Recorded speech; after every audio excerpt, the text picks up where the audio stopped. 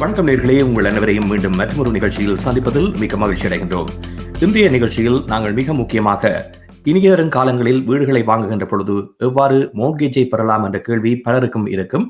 அந்த கேள்விக்கான சில தகவல்கள் வெளிவந்திருக்கின்றன. அது குறித்து பேச இருக்கின்றோம். அத்தோடு வருங்காலத்தில் வீடு விற்பனை சந்தை உயருமா அல்லது தாழுமா போன்ற பல கேள்விகளை பலரும் இந்த காலப்பகுதியில் கேட்டுக்கொண்டிருக்கின்றார்கள். அவர்களுக்கான பதிலாகவும் இது அமைய இருக்கின்றது. குறிப்பாக ரியல் எஸ்டேட்டை எடுத்துக்கொண்டால் அதில் ஏற்ற இறக்கங்கள் இருக்கத்தான் செய்யும். ஆனால் ஒவ்வொரு காலப்பகுதியில் ஒரு முதலீட்டாளரோ அல்லது ஒரு வீட்டை வாங்குபவரோ இந்த விடயங்களை சிந்தித்து முதலிடுகின்ற பொழுது அவர்களுக்கு வரக்கூடிய ரிஸ்கை அவர்கள் கொஞ்சம் குறைத்துக் கொள்ளலாம், அல்லது அந்த ரிஸ்கில் இருந்து அவர்கள் விலகிச் செல்லக்கூடிய வழிவாய்களையும் நீங்கள் சிந்திக்கின்ற விடயங்களில் இருந்து பெற்றுக்கொள்ளக்கூடியதாக இருக்கும். இதே நேரத்தில் வருமானம் வருகின்ற பொழுது அல்லது ஒரு முதலீட்டை செய்து அதன் மூலமாக லாபம் அடைகின்ற பொழுது இவ்வளவு பெரிய அளவில் அவர்கள் பேசுவதில்லை, அல்லது ஒருவர் மீது ஒருவர் குற்றச்சாட்டுவதும் இல்லை. ஆனால் ஒரு ஆபத்து வருகின்ற பொழுது ஏன் இவ்வாறு செய்தீர்கள், ஏன் யார் உங்களுக்கு ஆலோசனை கூறியது போன்ற பல கேள்விகள் எழுவது தவிர்க்க முடியாத ஒன்றாக இருக்கின்றது. இந்த ரியல் எஸ்டேட் என்பது சிந்தித்து அதே நேரத்தில் ஒருவருடைய தேவை அறிந்து மேற்கொள்ள வேண்டிய விடயங்கள். அவற்றை சிந்தித்து செய்யப்பட்டால் அதே நேரத்தில் உரியவரின் ஆலோசனையை பெறுகின்ற பொழுது உங்களுக்கான வழிகாட்டிகளாக அவர்கள் இருப்பார்கள் என்பது மிக முக்கியமானது. அதே நேரத்தில் எங்கள் கைகளில் ஒன்றுமே இல்லையே என்ற சந்தர்ப்பமும் வரக்கூடிய நிலையில்தான் சில சந்தர்ப்பங்கள் அமைந்துவிடும். அந்த நிலையில் அந்த ஆபத்துக்களில் இருந்து எவ்வாறு உங்களை தற்காத்துக் கொள்வது என்பது தொடர்பாகவும் நீங்கள் முன் ஆயத்தங்களை மேற்கொள்வது மிக முக்கியமானது. நிச்சயமாக நான் சதுரங்க வேட்டை படம் பார்த்திருப்பேன்ல, ஒருத்தனை கொள்ளையடிக்க வேண்டுமாங்கிறது அவருடைய ஆசையை தூண்ட வேண்டுவார்கள். சோ அப்படி தூண்டுவதாக நினைத்துக் கொண்டுதான் இப்பொழுது பிளேம் கேம் ஆரம்பிக்கிறது கனவிற்கு. பயஸ் நினைத்திருக்கிறார்கள் என்றால் ஒரு குறுகிய கால பகுதியில் நீண்ட பெருமளவு ப்ராஃபிட்டை அடைந்து விட வேண்டும் என்ற ஒரு ஹை ரிஸ்க் ப்ராபபிலிட்டியை வைத்துக் கொண்டு பிளே பண்ணினார்கள். அதற்கு சில பேரும் அல்லது அது ஆலோசனை கொடுத்தவர்களும் நிதானமாக கொடுக்காமல் அவர்களுடைய அந்த ட்ரெண்டை பாவித்து அந்த ட்ரெண்டில் ஒர்க் பண்ண நினைத்துக் கொண்டு கொடுத்திருக்கலாம். அப்படிப்பட்ட கனவிற்கு இப்பொழுது வீடுகளில் விலைகள் குறையும் பொழுது பல்வேறு சிக்கல்களை எதிர்நோக்குகிறார்கள். சில பேர் கையெழுத்துகிறார்கள். தனியே ஒருவருடைய சிச்சுவேஷன் என்பது சில வேளைகளில் மாறி இருக்கக்கூடும். ஒருவர் முன்னர் தீர்மானித்ததில் இருந்து அவருடைய சூழ்நிலைகள் மாறுகின்ற பொழுது கூட இவ்வாறான பிரச்சனைகள் வருகின்ற பொழுது அந்த பிரச்சனைகள் பாரதூரமாக மாறிவிடும். உதாரணத்திற்கு, ஒரு கணவன் மனைவி நல்ல வேலையில் இருந்திருப்பார்கள். ஆனால் சந்தர்ப்ப சூழ்நிலைகளால் அந்த நிலை என்பது மாற்றமடைந்து சில வேளைகளில் ஒருவர் இறந்து விடுவார், அல்லது ஒருவரால் சில விடயங்களை செய்ய முடியாமல் போய்விடும், அல்லது குடும்பத்தில் ஏற்படுகின்ற பிரிவுகள், இவை போன்றவை இந்த திட்டமிடலில் இருந்து முன்னர் சிந்தித்த விடயங்களில் இருந்து அவர்களை மாற்றிவிடும். அது ஆபத்தான நிலைக்கு கொண்டு சென்றுவிடும். இதனை முதலில் ஆலோசனை வழங்கியவர்கள் அறிந்திருக்க மாட்டார்கள். அவர்கள் முன்னர் இருந்த நிலைக்குத்தான் ஆலோசனையை வழங்கியிருப்பார்கள். ஆகவே இந்த மாற்றங்கள் வருகின்ற பொழுது, இந்த முதலீடு இருக்கின்றதே வருகின்ற பொழுது நான் என்னென்ன விடயங்களை செய்ய வேண்டும் என்பதனை அவர்கள் தீர்மானித்து செயற்பட வேண்டும், அல்லது அதற்கான கால ஓட்டத்தை எடுத்துக்கொள்ள வேண்டும். அவ்வாறான நிலையில் இல்லாதவர்கள் இப்பொழுது இவ்வாறான பொருளாதார சுமைகள் வருகின்ற பொழுது பல்வேறு இன்னல்களுக்குள் ஆளாவதை பார்த்திருக்கின்றோம். அதாவது முன்னர் இருந்த நிலையிலும் இருந்தே கீழ்நோக்கி செல்லுகின்ற நிலைகள் ஏற்படுகின்றது. நிச்சயமா அதுவும் பாரதூரமான விளைவுகளை சந்திக்கிறார்கள் நிறைய பேர். ஒரு வகையில சில வேளைகளில் இதை இப்போ மனித மனம் என்கிறது ஒரு யாரையாவது குற்றம் சுமத்துவோம், யாரையாவது ஒரு அலை குற்றம் சுமத்துவதாக போய்விடும். ஆனா அந்த விடயம் செய்யும் பொழுது அந்த நிறைய 2005 ஆண்டு 2005, 6, 7, 8களில் நிறைய ப்ராஃபிட்ஸ் எடுத்தவர்களும் இருக்கிறார்கள். ஸோ பிளேம் கேம் என்பதை விட இந்த சிக்கல் இருந்து எப்படி வெளியே வருவது என்பது பார்ப்பதுதான் மிக முக்கியமானதும் சிந்தனைக்குரிய விடயமாக இருக்கிறது. என்னென்ன கடந்த காலங்களை போன்று அல்லாமல் இந்த முறை உலக பொருளாதாரத்தை ஷேக் பண்ற அளவு தான் நிலைமை இருக்கிறது. ஸோ ஒரு செகண்ட் வேர்ல்ட் வாருக்கு பிறகு வந்த ரெசிஷன் மாதிரியோ அல்லது ஒரு சிக்கலான அமெரிக்க பொருளாதாரத்தினுடைய கொள்கை மாற்றங்கள் மிகப்பெரிய அளவில் நடக்கின்றன. அவர்கள் தங்களுடைய கடனை குறைப்பதற்காக, அதாவது உலகமய பொருளாதாரத்திலிருந்து வெளியேறுவது போல் செய்கிறார்கள். ஸோ எனவே அவர்கள் தரப்பை நிச்சயமாக வைத்திருக்கத்தான் போகிறார்கள். குறைந்து கூடலாம், ஆனா வச்சுக்கத்தான் போறார்கள். அப்ப உலக பொருளாதாரம் ஷ்ரிங்க் பண்ண போகிறது, ஒரு ரிசெஷன் போறதுக்கான வாய்ப்பு இருக்கிறது, அல்லது மந்த நிலை ஒன்று தோன்றுவதற்கான வாய்ப்பு இருக்கிறது. இந்த காலப்பகுதியில் இந்த பிளக்சுவேஷன் வரும் பொழுது கனவு என்ன செய்கிறார்கள் என்றால் தவறான ஆலோசனை வழங்கி விட்டார்கள், அல்ல தவறான முடிவெடுத்து விட்டார்கள் என்று முடிவெடுக்க தூண்டி விட்டார்கள் என்று சொல்ல நினைக்கிறார்கள். ஆனால் அது உண்மையாக அப்படி இருப்பதும் அல்ல. அவர்கள் சூழ்நிலையை புரிந்து கொள்ளவில்லை என்ற அவர்கள் அந்த முதல்ல இன்வெஸ்ட் பண்ற காலப்பகுதியில் எடுத்த தீர்மானத்தின் அந்த காலப்பகுதியில் மிகச்சரியான தீர்மானமாக அது இருந்திருக்கும். அதே பொருளாதாரம் வளர்ச்சியடைந்து இப்ப அல்லது உக்ரைன் போர் அல்லது பலஸ்தீனியம் இஸ்ரேல் போர்கள் இல்லாமல் இருந்து உலக நாடுகள் ஒரு வளர்ச்சி பாதையில் இருந்திருக்குமாக இருந்தால் அந்த முடிவுகள் மிகச்சரியாகவே இருந்திருக்கும். இப்பொழுது ப்ராஃபிட் எடுத்துக் கொண்டு இருப்பார்கள் ஆட்கள். மிக முக்கியமாக சந்தையில் பார்க்கின்ற விடயங்கள் பலர் எல்லோரும் நல்லாக இருக்கின்றார்கள் என்ற நிலையில் அல்லது ஒரு நீண்ட கால நோக்கில் ஒருவர் செய்த விடயங்களை அறிந்து நானும் இவ்வாறு செய்வேன் நன்றாக வந்துவிடலாம் என்ற நிலையில் அந்த இறுதி பஸ்ஸில் ஏறியவர்கள் சில வேளைகளில் சிக்கல்களுக்குள் மாறிவிடுவார்கள். ஏனென்றால் ஒரு பொருளாதார சரிவு அல்லது ஒரு விளிம்பு நிலைக்கு செல்லுகின்ற பொழுது ஒருவர் எடுக்கின்ற தீர்மானம் அவர்தான் அந்த இறுதி பஸ்ஸாக இருந்தால் அதில் ஏறுபவராக அவர்களுக்கு ஏற்படக்கூடிய பாதிப்பு என்பது மீள முடியாத பாதிப்புகளை கொண்டு வந்து விடுகிறது. ஏனென்றால் இப்பொழுது கனடாவில் பல வீடுகளில் முதலீட்டிருப்பவர்கள் இவ்வாறு செய்தவர்கள் தான். அவர்களும் இதே எண்ணத்தில் முதலீட்டு அதிக லாபம் பெற்றவர்கள். ஆனால் இந்த இறுதி நிலையில் ஏறியவர்கள் நிச்சயமாக இப்பொழுது அவர்கள் மீண்டும் எழ முடியாத ஒரு நிலைக்கு தள்ளப்பட்டிருக்கின்றார்கள் என்பது ஒரு துர்ப்பாக்கியமான விடயமாகவே பார்க்கலாம். ஆனாலும் கூட இது ஏற்ற இறக்கங்கள் நிறைந்த சந்தை. ஆகவே எப்பொழுதுமே இந்த ஏற்ற இறக்கங்கள் என்பதை நாங்கள் அனுமானித்துக் கொண்டு அதில் பயணிக்க வேண்டிய ஒரு நிலையில் தான் இந்த முதலீட்டு சந்தை என்பது இருக்கின்றது. ஆனால் ஏனைய ரிஸ்க் எடுக்கக்கூடிய முதலீடுகளோடு ஒப்பிடுகின்ற பொழுது வீட்டு சந்தை என்பது நிலையான தன்மையுடையதாகவும் அதற்கான பெறுபவர்கள் கடந்த காலத்தில் மக்களுக்கு சிறப்பாக இருந்ததன் காரணமாகவும் அவர்கள் ஒரு நம்பிக்கையை வைத்திருந்தார்கள். அந்த நம்பிக்கையின் அடிப்படையில் தான் இவ்வளவு வளர்ச்சியையும் இந்த வீட்டு சந்தை கண்டிருக்கின்றது. குறிப்பாக தமிழ் சமூகத்தினுடைய வளர்ச்சியில் ஒரு அளப்பரிய பங்கை வகித்தது என்பது இந்த வீட்டு சந்தை என்பது மறக்க முடியாத உண்மை. நிச்சயமா அவர்கள் சேமிப்பை விரைவுபடுத்தியதற்கு இந்த சந்தை மிக மிக உந்துதலாக இருந்தது. அதை சரியாக பயன்படுத்தி நிறையவர்கள் கலாசாசுரத்திருக்கிறார்கள்.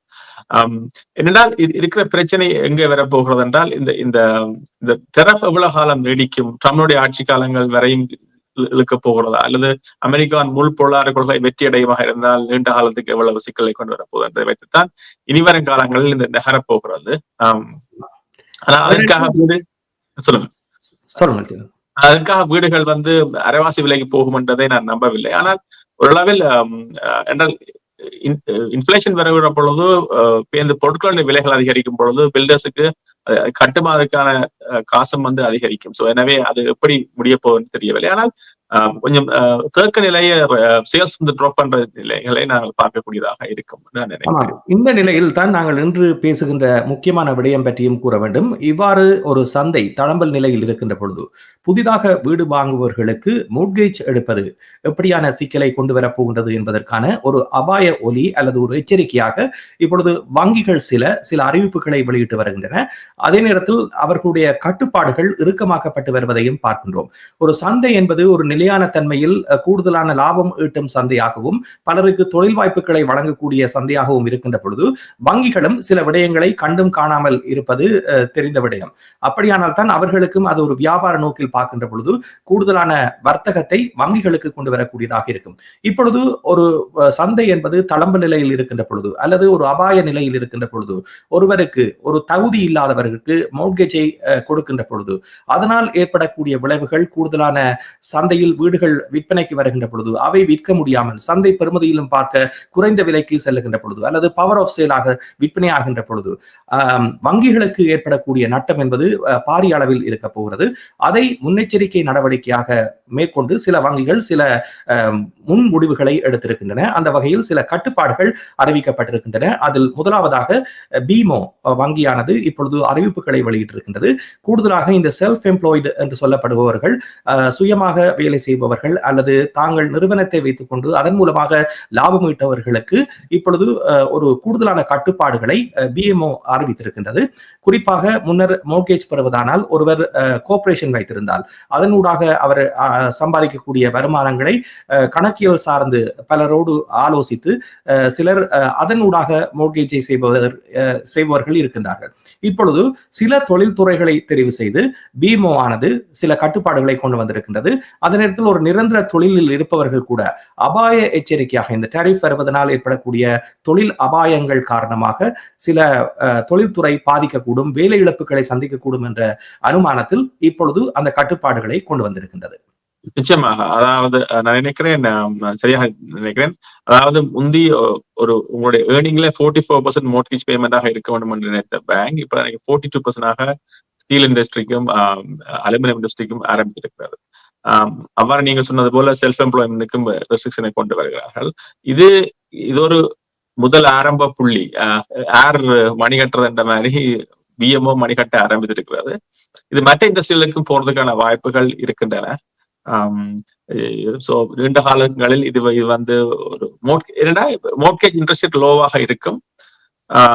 ஆனால் மோர்ட்கேஜ் எடுக்கிறது கொஞ்சம் கடினமாக இருக்கும் என்ற மாதிரி ஒரு நிலைக்கு தள்ளுகிறார்கள் போல் தோன்றுகிறது. முந்தி முதல் இருந்த காலப்பகுதியில் மோர்ட்கேஜ் ரேட் லோவாக இருந்தது, ஈஸியாக மோர்ட்கேஜ் கூடியதாக இருந்தது. ஆனா இந்த முறை கொஞ்சம் மாற்றம் அடைந்து இன்ட்ரெஸ்ட் ரேட் லோவாக இருக்கும், குவாலிஃபைட் பீப்புள் மட்டும்தான் அதை எடுக்கக்கூடிய சூழ்நிலைக்கு தள்ள போகிறார்கள் போல் இந்த இந்த முதலாவது ஸ்டெப் தெரிகிறது. ஸோ இவென்ச்சுவலி எல்லா பேங்கும் வந்து மெல்ல மெல்லமாக அப்படிப்பட்ட ஒரு ஒரு ரெஸ்ட்ரிக்ஷனை கொண்டு வர வழிக்கிடும் தங்களுடைய. என்றால் இது உண்மையில் அவர்கள் சொல்லுவார்கள் மக்களுக்கானது அப்படி இப்படி என்று, ஆனால் அவர்கள் பேங்குகளுடைய இன்வெஸ்ட்மெண்டை வந்து ப்ரொடெக்ட் பண்ண நினைக்கிறது. என்றால் அவருடைய மிக பெரிய பணவரவு வந்து மோர்ட்கேஜஸாகத்தான் இருக்க போகிறது. அதில் டிஃபால்ட் நிறைய வரும் பொழுது வங்கிகளால் அதை ஹேண்டில் பண்ண முடியாத சிச்சுவேஷனுக்கு உருவாகும். ஸோ வங்கிகள் வங்குரோத்து நிலைக்கு போவதற்கான வாய்ப்பு இருக்கிறது. ஸோ அதுகளை தவிர்ப்பதற்காக இப்பவே ஆரம்பிப்பார்கள். அது எவ்வளவு ரிஸ்க் அசஸ்மெண்ட் செய்வார்கள், எவ்வளவு ரிஸ்க் இருக்குது, எவ்வளவு கொடுக்கலாம் கொடுக்கக்கூடாது, எவ்வளவு மோர்ட்கேஜ் அப்ரூவ் பண்ணலாம் சிச்சுவேஷனை கொண்டு வரேன். ஸோ நான் நினைக்கிறேன் இன்ட்ரெஸ்ட் ரேட் குறையும், ஆனால் மோர்ட்கேஜ் இருக்கிறது கொஞ்சம் கஷ்டமா இருக்கும் நான் நினைக்கிறேன். என்ன நினைக்கிறேன்?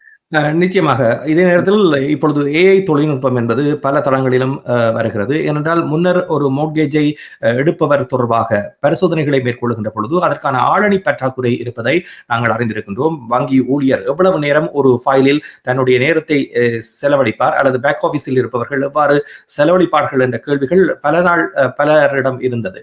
ஆனால் இப்பொழுது இதை கணினிமயப்படுத்தி கூடுதலாக ஏஐ தொழில்நுட்பம் வருகின்ற பொழுது அவர் இலகுவாக இது தொடர்பான பரிசோதனைகளை செய்யக்கூடியதாக மாறிவிடும். அந்த நடவடிக்கைகளிலும் இப்பொழுது வங்கிகள் இறங்கி இருப்பதாக தகவல்கள் வெளிவருகின்றன. ஆனால் அவர்கள் எந்தெந்த விடயங்களில் எவ்வளவு விடயங்களை கவனிப்பார்கள் என்ற விடயம் இனி வருங்காலங்களில் தான் தெரியும். ஏனென்றால் அந்த விடயங்களிலும் அவர்கள் கூடுதலான அக்கறையை செலுத்த வேண்டும் என்பது மிக முக்கியமான விடயமாக மாறிக்கொண்டிருக்கின்றது. ஏனென்றால் இவ்வாறு பல முறைகேடான விடயங்கள் நடைபெற்றிருக்கின்றன. அதன் காரணமாக பலர் வீடுகளை இழந்திருக்கின்றார்கள். பலர் இதன் மூலமாக பல்வேறு சட்ட சிக்கல்களுக்குள்ளும் உள்ளாகி இருப்பது கண்கூடாக சந்தையில் பார்க்கக்கூடியதாக இருக்கின்றது. ஆகவே இந்த விடயங்களில் உன்னிப்பாக இருக்க வேண்டும் என்ற ஒரு விடயத்தை, அதாவது கூடுதலான வியாபாரம் பெற வேண்டும், அதே நேரத்தில் அவர்களுக்கு தகுதி வாய்ந்த வாடிக்கையாளர்களும் இருக்க வேண்டும் என்பதில் கூடுதலான அக்கறையை அவர்கள் கொள்வார்கள். அதன் காரணமாக சில கட்டுப்பாடுகளை இதன் மூலமாகவும் விதிக்கக்கூடிய வாய்ப்புகள் தென்படுவதாக கூறப்படுகின்றது. நாங்கள் முன்னர் ஒரு நிகழ்ச்சியில் சிஆர்ஏ கொண்டு வர இருக்கின்ற திட்டங்கள் குறித்து பேசியிருந்தோம். அது இந்த ஆண்டில் அமுல்படுத்தப்படும் என்று அறிவிக்கப்பட்டிருந்தாலும் கூட இப்பொழுது இந்த பொருளாதார மந்த நிலை காரணமாக அது சில வேளைகளில் தள்ளி போடலாம் என்ற தகவல்களும் வெளிவருகின்றன. ஆனால் பொதுவாக வங்கிகளுக்கு இடையிலான இந்த பரிவர்த்தனைகள் மற்றும் அவர்கள் மேற்கொள்ள வேண்டிய முன்னாயத்த நடவடிக்கைகள் தொடர்பாக வங்கிகள் கூடுதலான கரிசனை கொண்டிருப்பதை பார்க்கலாம். நிச்சயமாக. சோ இந்த காலப்பகுதியில் எவ்வாறு போக போறது ஒரு அன்பிரடிக்டபிள் சிச்சுவேஷனை தான் தோன்றுகிறது.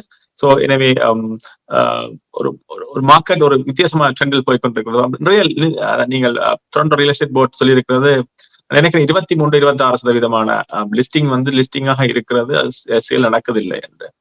சோ அவர்கள் லிஸ்டிங் வருகிறது, சேல் நடக்கவில்லை மாதிரி அவருடைய ஒப்பீனியனாக இருக்கிறது. எனவே மார்க்கெட் ஒரு வித்தியாசமான ட்ரெண்டில் போய் கொண்டிருக்கிறது. எங்களுக்கு உண்மையில எதுவுமே ப்ரிடிக்ட் பண்ண முடியாது. டெய்லி வந்து ட்ரம்ப் ஏதாவது ஒரு மாற்றங்களை ஏற்படுத்துவார், டெரஃபை கொண்டு வருவார், விடுவார் என்று. குளோபலைசேஷன் நாங்கள் கனடாவில் எலெக்ஷன் முடிய வேண்டிய ஒரு சூழ்நிலை இருக்கிறது. பொதுவாக உலக நாடுகளில் ஒரு மந்தநிலை தோன்றும் பொழுதுதான் தோன்றுகிறது. அதுக்கேற்ற மாதிரி உலக நாடுகள் தங்களை தயார்படுத்துவது போல் தெரிகிறது. அண்மையில் சொல்லியிருந்தார்கள் மாக்கானி அவர்கள் ஐரோப்பிய யூனியனுடனும் ஜப்பானுடன் கதைத்து அந்த கவர்மெண்ட் பாண்ட்ஸ், யுஎஸ் கவர்மெண்ட் பாண்ட்ஸை விற்கிறதுக்கான வாய்ப்புகளை ஏற்படுத்தி இருந்தார் என்று சொல்லி அது சம்பந்தமாக கருத்திருந்தார். சோ எனவே இது ஒரு குளோபல் வார் என்று சொல்லலாம், எக்கனாமிக்கல் வார் தான் நடக்க போறது. நாங்கள் சிக்கி சீரழிகிறோமோ அல்லது நல்லா வெளியில வாரம் கொண்டது பொறுத்திருந்தான் பார்க்கிறோம். ஆமாம். அதே நேரத்தில் ஒருவருக்கு தேவை இருந்தால் அவர் ஒரு வீட்டை வாங்குவதில் எந்தவித தவறும் இல்லை. ஆனால் முன்னாயத்தங்கள் அதே நேரத்தில் அந்த ஒரு பிரச்சனை வருகின்ற பொழுது அதனை எவ்வாறு கையாள்வது, அதற்கான தகுதி என்னிடம் இருக்கின்றதா போன்ற பல விடயங்களை சிந்தித்து முதலிடுவது என்பது நடைபெறலாம். ஏனென்றால் எப்பொழுதுமே இந்த ரியல் எஸ்டேட் என்பது ஏற்ற தாழ்வுகளை கொண்டதாக இருந்தாலும் தேவைகள் அறிந்து உங்களுடைய நிலையை அறிந்து உங்களுடைய முதலீடுகளை திட்டமிட்டு மேற்கொள்வது என்பது சாலச் சிறந்தது. எல்லோரும் பாதுகாப்பான முறையில் முதலீடுகளை செய்ய வேண்டும். உங்களுடைய தேவைகளுக்கான வீடுகளை நீங்கள் வாங்க வேண்டும். ஆனால் அதனை உரியவரிடம் ஆலோசனைகளை பெற்று உங்களால் முடிந்த முதலீடுகளை செய்யுங்கள். விரலுக்கீத்த வீக்கமாக உங்களுடைய முதலீடுகளை நீங்கள் செய்கின்ற பொழுது அதில் இருந்து எந்தவித பாதிப்புகளும் ஏற்பட போவதில்லை என்பது மிக முக்கியமானது. ஆனால் இப்பொழுதும் இந்த வருடாந்தம் ஏற்படுகின்ற வளர்ச்சி வீதம் என்பது ஒரு புதிய வீடு கட்டப்படுகின்ற பொழுது எவ்வாறு விலைகள் நிர்ணயிக்கப்படுகின்றன என்பதனை பார்க்கின்ற பொழுது அந்த ஒரு ஏற்றம் என்பது தொடர்ந்து கொண்டுதான் செல்கின்றது. ஆனால் நாங்கள் நினைப்பது போன்று இன்று வாங்கி நாளை விற்கின்ற பொழுது ஏற்படக்கூடிய அந்த அதீத வருமானம் என்பது இப்போதைய காலகட்டத்தில் இல்லாமல் தான் இருக்கிறது. இது சில ஆண்டுகளுக்கு தொடரக்கூடிய நிலைதான் செல்கின்றது. நிச்சயமா உங்களுக்கு தேவையான வீட்டை உங்களுக்கு அளவாக நீங்க பேமெண்ட் செய்யக்கூடிய மாதிரி யோசிச்சு கொண்டு வாங்குவோம். வாங்கதான் எங்களுக்கு சொன்னா நாங்களும் உங்களுக்கு ஹெல்ப் பண்ணுவோம். நன்றி. மீண்டும் சந்திப்போம்.